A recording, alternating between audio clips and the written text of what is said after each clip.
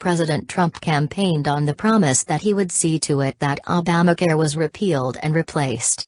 So far, all of Congress's attempts to pass a plan to repeal Obamacare have failed, and the president is noticing the plight of Americans who are left to suffer under the financial burdens imposed by his predecessor. Senator Rand Paul, RK, just revealed that Trump is getting tired of waiting for Congress, and is moving to take matters into his own hands. As such, President Trump may take executive action that will allow organizations to offer more affordable insurance plans.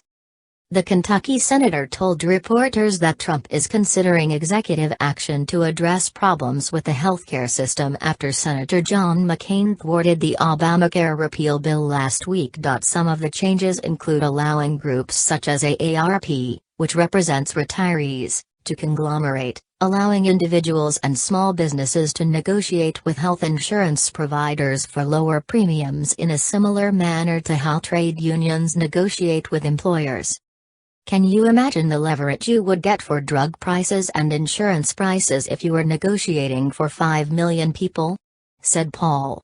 If you could legalize that, not only could it fix some of the problems that we are encountering in the individual market, there's 28 million people without insurance because it's too expensive.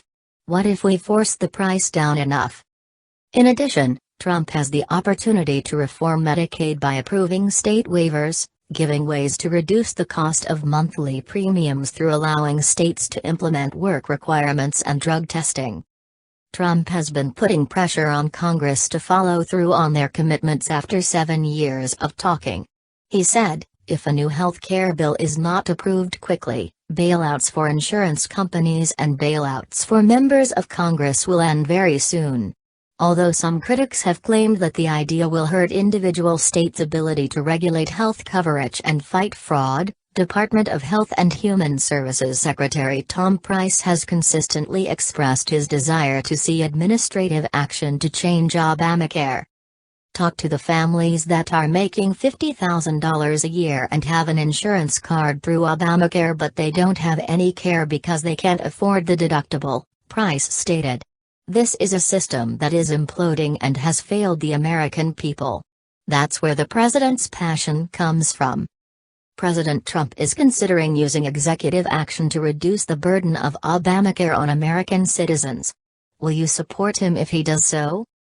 It is disappointing that Trump needs to take matters into his hands to get Americans the health care we need. Congress has been claiming they want to repeal Obamacare for the last 7 years, but when they have a chance to do so, they don't. If Congress was working as it should, the president wouldn't need to rely on executive action, a measure that, although permitted by the Founding Fathers, was surely seen as an uncomfortable power that should be used as a last resort.